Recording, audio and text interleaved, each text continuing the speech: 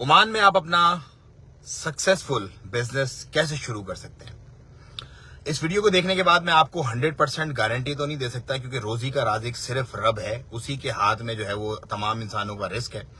वो चाहता है तो जो है वो कीड़ों को पत्थरों के अंदर से रिस्क दे देता है, और चाहता है तो बहुत सारे इंसानों की बेपनाह कोशिशों के बावजूद भी उनका रिस्क कम होता है।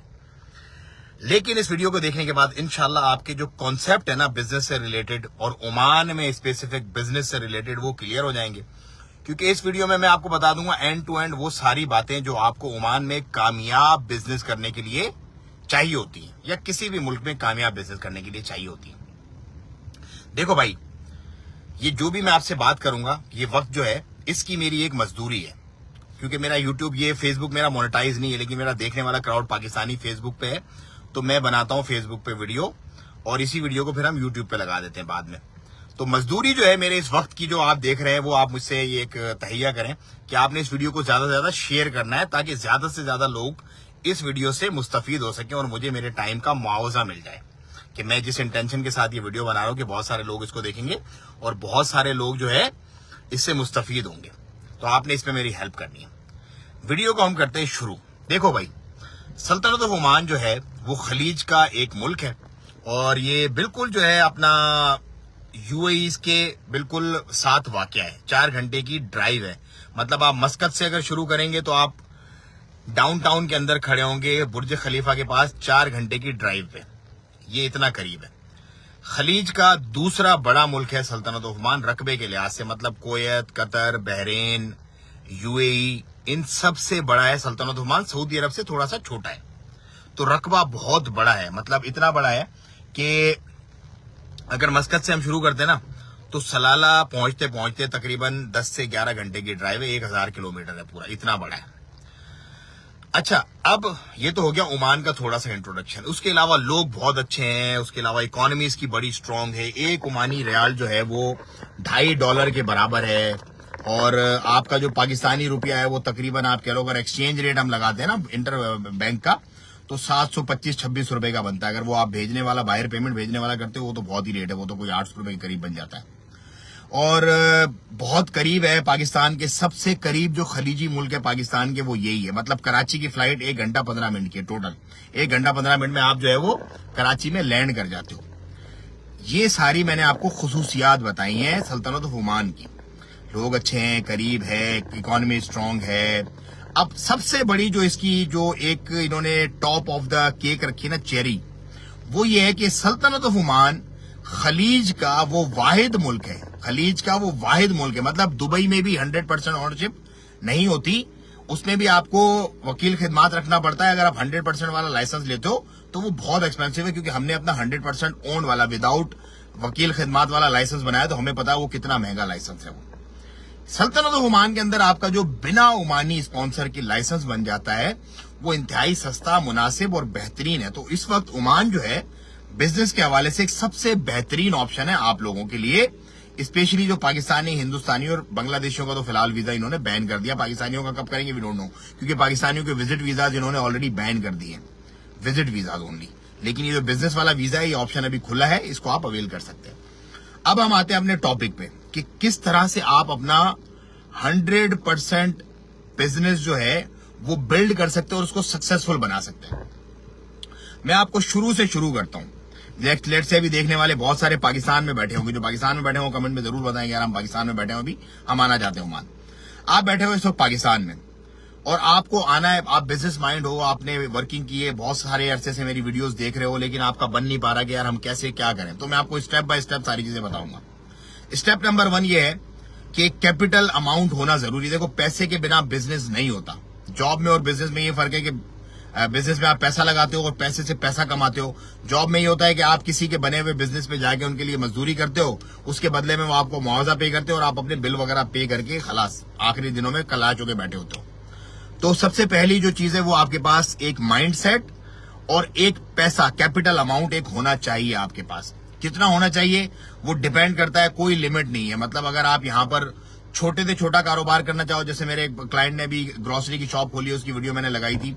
उसने कहा मैंने 5,000 रियाल से अपनी ग्रोसरी की शॉप शुरू कर ली। 5,000 रियाल का मतलब यह है कि तकरीबन आप लोगों के बनते हैं कुछ 40 लाख रुपए। 40 लाख रुपए से उसने अपनी ग्रोसरी शॉप शुरू कर ली और उसने कहा कि मैं तकरीबन 500-600 रियाल कमा भी रहा हूं। 500-600 रियाल का मतलब यह है कि तकरीबन 4.5-5 लाख रुपए महीने के वो कमा रहा है। उससे 35 लाख लगा के 40 लाख 5-6 लाख रुपए महीने के कमा रहा है। ये एक छोटी से छोटी फिजिबिलिटी है।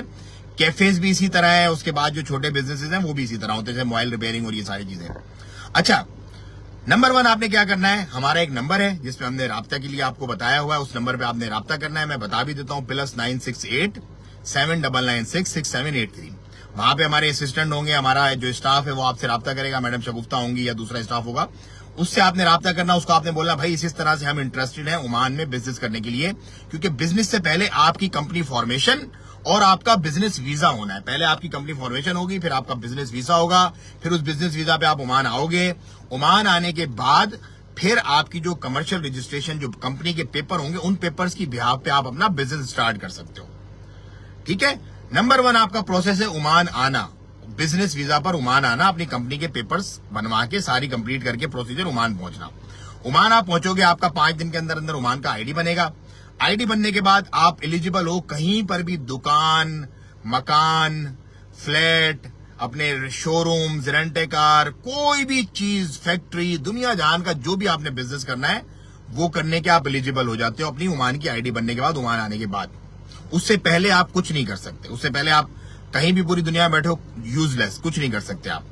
आपकी आईडी बन गई, आपने वीजा अपनी प्रोसेसिंग करवा ली, आपने अपनी कंपनी फॉर्मेशन करवा ली, आपकी आईडी बन गई। ओमान आने के बाद अब आपने क्या करना है, ओमान जब आप पहुंचते हो ना, हमारे जितने भी लोग पहुंचते हैं उनको हम मीटिंग करके उनको हम स्पेसिफाई कर देते हैं, हमें अपने माइंड सेट बताए थे यार हमारा ये माइंड है, हमने ये काम करना है।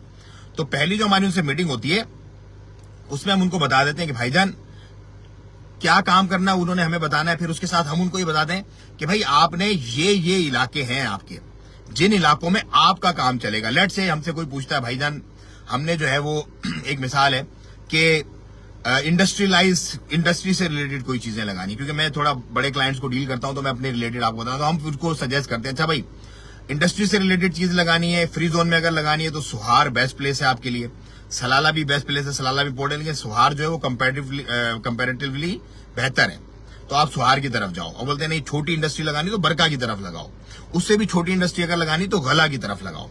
इसी तरह बहुत सारे लोग बोलते हैं यार हमें रेंट कार का, जैसे अभी आपने पिछले दिनों वीडियो देखी होगी, मेरे क्लाइंट ने रेंट कार 15 गाड़ियां माशाल्लाह वो आए थे मेरे थ्रू, ऐसे जैसे आप बैठे हो पाकिस्तान में इसी तरह बैठे थे, वीडियो देखी, उनको हम लेके आए यहाँ पर। आज उनकी 15 रेंट कार 15 गाड़ियां उनकी माशाल्लाह, और वो कह रहे हैं 50 तक हम जाएंगे। तो आपने रेंट कार बनाना, फिर हम आपको एरियाज बता देंगे, भाई आप इस एरिया में आपका ज्यादा चलने वाला मामला है। तो ये जो एरिया सर्च है ना, प्रॉपर अच्छा वाला एरिया, ये आपके बिजनेस की समझ लो कि 50% वर्किंग है। अगर एरिया आप गलत चूज कर लेते हो ना अपने बिजनेस के लिए, तो 50% तो कारोबार आपका वैसे ही समझ लो साइड लाइन हो जाता है। लेट से मैं आपको एक बात बता दूं, मिसाल के तौर पे कोई लेबर एरिया है, जैसे गला का एरिया है या वादी कबीर का एरिया है, सनाइया का एरिया है कोई, जैसे माबेला का, वहां पर आप एक आलीशान किस्म का रेस्टोरेंट बनाते हो। मिसाल बता रहा हूं मैं आपको कि जिसमें आप 3 रियाल 4 रियाल की बिरयानी बेचते हो, यूजलेस है, वो सारी आपकी वर्किंग बढ़ गई। क्यों? क्योंकि उस एरिया के अंदर जो क्राउड रहता है वो क्राउड आपकी बिरयानी अफोर्ड नहीं कर सकता, उसको 500-700 पैसे का खाना चाहिए पेट भर के। तो वहां पर आपने उस हिसाब से अपना रेस्टोरेंट खोलना है जो 500-700 पैसा में लोगों को पेट भर के खाना दे। तो नंबर 1 जो चीज है सक्सेसफुल बिजनेस को बनाने के लिए वो है आपकी लोकेशन। कोई भी कारोबार करो, हर कारोबार की लोकेशन वेरी करती है। किसी कारोबार की कोई लोकेशन है, किसी कारोबार की कोई लोकेशन है, क्योंकि यहां पर एरिया जो है वो डिस्ट्रीब्यूट किए हुए हैं। लेट से अगर आपने मार्बल से रिलेटेड काम करने हैं, आपने फैक्ट्रियों से रिलेटेड, तो फिर वो वहां पर जो है वो अपना, जैसे बरका की तरफ एक बड़ी मार्केट है। इसी तरह आप बोल रहे हो यार मुझे जो है वो जैसे मिसफा का यहाँ पे एक एरिया है जहाँ पे सीमेंट फैक्ट्री वगैरह भी है, तो अलखैर का एरिया है, गुबरा का एरिया है, सीप का एरिया है, सीप की बहुत बड़ी सूक है। अगर कपड़े वगैरह का आपने काम करना तो रूवी और सीप के इलाके हैं, बड़ी बड़ी मार्केटें हैं कपड़ों की। ईद का जैसे अभी सीजन चल रहा है फंटास्टिक किस्म का, उसमें जो है वो बड़ा माशाल्लाह अच्छा सेटअप है। गारमेंट्स की मैं बात कर रहा हूं। तो सबसे पहली चीज सक्सेसफुल वीडियो उसकी अपना क्या कहते हैं बिजनेस की है लोकेशन। अगर ये वीडियो आपको समझ में आ रही है, आप लोग अभी तक देख रहे हो, तो उसको आपने शेयर करना है प्लीज ज्यादा से ज्यादा। और लाइक भी करना, ताकि इसकी रैंकिंग ऊपर जाए तो ज्यादा लोगों तक रीच हो इसकी। तो लोकेशन हो गई नंबर 1। कंपनी फॉर्मेशन, यहां पे आने के बाद उमान आईडी, उसके बाद आपने लोकेशन हंट करनी है। नंबर 1 सबसे बेस्ट हो गया लोकेशन। अच्छा भाई, लोकेशन के बाद आपका जो दूसरा मेन पार्ट है वो क्या है? दूसरा मेन पार्ट है आपका कॉस्ट इफेक्टिव, आपने अपने इक्विपमेंट्स वगैरह की चीजें चलानी है। अब कॉस्ट इफेक्टिव इक्विपमेंट वगैरह की चीजें आप कैसे चलाओगे? सारी चीजें आपको दो तरीके होते हैं कोई भी बिजनेस बिल्ड करने का। यहाँ पे एक तरीका ये होता है कि आप जो है कोई चलता हुआ आपका बिजनेस हो, उसको आप ले लो तो वो आपको सस्ता पड़ता है। नॉर्मली क्या होता है कि क्योंकि ओमान बहुत बड़ा है, मैंने खुद भी कुछ ऐसे वेंचर देखे हैं, बल्कि बहुत सारे लोग जो रहते हैं वादी कबीर वगैरह, मैंने देखा बहुत अच्छा चलता हुआ रेस्टोरेंट था। उन्हीं के ऑनर्स ने एक रेस्टोरेंट बनाया बरका में, तो बरका से वादी कबीर तकरीबन उनको बहुत दूर पड़ जाता, तो उन्होंने वो सेल कर दिया वादी कबीर वाला, बरका में उसको एक्सपेंशन करके बढ़ा लिया। तो बहुत सारे लोग जो बहुत दूर दूर जगहों पे बिजनेस खोल लेते हैं, लेकिन वो फिर पूरा नहीं पढ़ पाते उनको, तो फिर वो क्या करते हैं कि एक बिजनेस जो बनाया हुआ था उसको अच्छे पैसों में बेचते हैं और अपनी जो एक जगह उसी जगह पे मजीद चीजें जो है वो बना लेते हैं। तो चलता हो अगर लकीली आपको कोई मिल जाता है बिजनेस तो उसको आप ले। ये नंबर 3 है। नंबर 3, चलते हुए बिजनेस को आप उठाएंगे तो उससे क्या होगा कि आपकी कॉस्ट सेविंग होगी। मतलब कोई नया अगर आप बिल्ड करते हैं ना, लेट से रेस्टोरेंट वो आपका छोटा नॉर्मल सा करते हैं, 10,000 रियाल लगेंगे, तो चलता हुआ आपको शायद 5,000 में इक्विपमेंट मिल जाए पूरा का पूरा। तो तीसरी नंबर है कॉस्ट सेविंग आपने करनी है। कॉस्ट सेविंग हो गई। फिर चौथा नंबर क्या है? मार्केटिंग आपने करनी है। मार्केटिंग, देखो आजकल सोशल मीडिया का दौर है, मार्केटिंग के बिना कुछ भी नहीं चलता। मेरी आवाज आप लोगों तक कैसे पहुंच रही है? पूरी दुनिया से लोग, पूरी दुनिया से हमारे क्लाइंट हैं, कनाडा, अमेरिका, यूके, यूएसए, अपना पाकिस्तान, इंडिया, बांग्लादेश, पूरी दुनिया, कैसे मेरी आवाज यहां सोशल मीडिया के थ्रू आप लोगों तक पहुंच रही है, राइट? ये है नंबर 4 मेन पॉइंट आपका कारोबार को सक्सेसफुल बनाने का। सोशल मीडिया के थ्रू या जो भी मार्केटिंग के टूल्स है आपके पास, आपने मार्केटिंग करनी है, दबा के मार्केटिंग करनी है। लेकिन मार्केटिंग आपके बिजनेस को सक्सेसफुल नहीं बनाएगी। मार्केटिंग क्या करेगी? मार्केटिंग आपको लीड्स लाके देगी, आपको क्राउड लाके देगी, ट्रैफिक लाके देगी एक दफा। उसके बाद आपको जो 5वां मेन इंपॉर्टेंट चीज है, सबसे मेन और सबसे इंपॉर्टेंट, इसको मैं अपने बिजनेस के लिए सबसे फंटास्टिक जो फिनोमिना है ना बिजनेस को सक्सेसफुल बनाने का, वो ये है, वो है आपकी सर्विसेज। कि सर्विसेज आप कैसी देते हो? वो सर्विसेज आपके क्लाइंट को पकड़ के रखती है और क्लाइंट्स को बढ़ाती है। लेट से मैंने सोशल मीडिया पे आज से 1 साल पहले ये मामला शुरू किया था, ओमान आओ, ओमान में बिजनेस करो।